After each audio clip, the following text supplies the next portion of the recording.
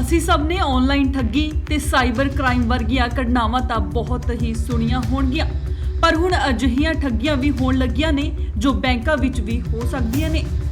ਇਹ ਨਹੀਂ ਕਿ ਸਾਰੇ ਬੈਂਕਾਂ ਵਿੱਚ ਇਸ ਤਰ੍ਹਾਂ ਹੋ ਰਿਹਾ ਹੈ, ਪਰ ਸਾਨੂੰ ਨਹੀਂ ਪਤਾ ਕਿ ਠੱਗ ਕਦੋਂ ਤੇ ਕਿੱਥੇ ਕਿਸ ਰੂਪ ਵਿੱਚ ਬੈਠਾ ਹੈ। ਇਸ ਲਈ ਇੱਕ ਹੋਰ ਠੱਗੀ ਮਾਰਨ ਦਾ ਇੱਕ ਹੋਰ ਨਵਾਂ ਤਰੀਕਾ ਵੀ ਠੱਗਾਂ ਵੱਲੋਂ ਲੱਭ ਲਿਆ ਗਿਆ, ਜਿਸ ਦਾ ਕਿ ਸਾਨੂੰ ਬਿਲਕੁਲ ਵੀ ਪਤਾ ਨਹੀਂ ਲੱਗ ਸਕਦਾ। ਇਹ ਸਾਡੀ ਸਭ ਦੀ ਪਹਿਲਕਦਮੀ ਹੋਣੀ ਚਾਹੀਦੀ ਹੈ। ਸੋ ਤੁਹਾਨੂੰ ਦੱਸ ਦਈਏ ਕਿ ਜਦੋਂ ਅਸੀਂ ਬੈਂਕ ਵਿੱਚ ਪੈਸੇ ਕਢਵਾਉਣ ਲਈ ਜਾਂਦੇ ਹਾਂ ਤਾਂ ਸਾਨੂੰ ਨੋਟਾਂ ਦੀ ਇੱਕ ਗੁੱਟੀ ਮਿਲਦੀ ਹੈ, ਜੋ ਕਿ ਇੱਕ ਸਹੀ ਢੰਗ ਨਾਲ ਬੈਂਕ ਵਾਲਿਆਂ ਵੱਲੋਂ ਸੀਲ ਕੀਤੀ ਹੁੰਦੀ ਹੈ।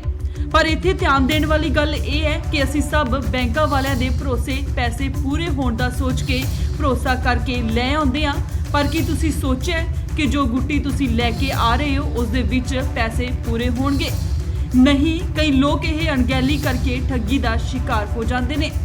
ਦੱਸਦੇ ਕਿ ਠੱਗਾਂ ਵੱਲੋਂ ਹੁਣ ਨੋਟਾਂ ਦੀਆਂ ਗੁੱਟੀਆਂ ਵਿੱਚੋਂ ਵੀ ਬੜੀ ਆਸਾਨੀ ਦੇ ਨਾਲ ਪੈਸੇ ਕੱਢ ਲਏ ਜਾਂਦੇ ਨੇ। ਉਹ ਕਿਸ ਤਰ੍ਹਾਂ, ਆਓ ਦਿਖਾਉਂਦੇ ਹਾਂ ਤੁਹਾਨੂੰ ਵਾਇਰਲ ਵੀਡੀਓ। ਕਿਉਂਕਿ ਤੁਹਾਨੂੰ ਪਤਾ ਹੀ ਹੈ ਕਿ ਆਪਾਂ ਸਾਰੇ ਜੋ ਪੈਸੇ ਕਢਵਾਉਣ ਜਾਂਦੇ ਹਾਂ ਜਾਂ ਕਿਸੇ ਤੋਂ ਆਪਾਂ ਲੈਣ ਦੇਣ ਕਰਦੇ ਹੀ ਰਹਿੰਦੇ ਹਾਂ, ਤਾਂ ਉੱਥੇ ਆਪਾਂ ਨੂੰ ਗੁੱਟੀਆਂ ਦਿੱਤੀਆਂ ਜਾਂਦੀਆਂ ਤੇ ਆਪਾਂ ਗੁੱਟੀਆਂ ਉੱਪਰ ਸੀਲ ਲੱਗੀ ਦੇਖ ਕੇ ਆਪਾਂ ਕਹਿ ਦਿੰਦੇ ਹਾਂ ਜੀ ਪੈਸੇ ਪੂਰੇ ਹੋਣਗੇ, ਜਾਂ ਕਿਸੇ ਬੈਂਕ 'ਚੋਂ ਕਢਵਾਉਣ ਜਾਂਦੇ ਹਾਂ ਪੈਸੇ।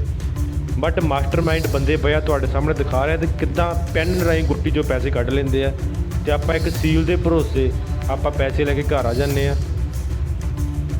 ਦੇਖੋ ਇੱਦਾਂ ਵੀ ਪੈਸੇ ਨਿਕਲ ਜਾਂਦੇ ਆ ਗੁੱਟੀ ਦੇ ਵਿੱਚੋਂ। ਸੋ ਵੀਰੋ, ਜਦੋਂ ਵੀ ਤੁਸੀਂ ਬੈਂਕ 'ਚੋਂ ਪੈਸੇ ਕਢਾਉਣੇ, ਕਿਸੇ ਤੋਂ ਵੀ ਪੈਸੇ ਲੈਣੇ ਆ, ਉਹ ਗਿਣ ਲਿਆ ਕਰੋ।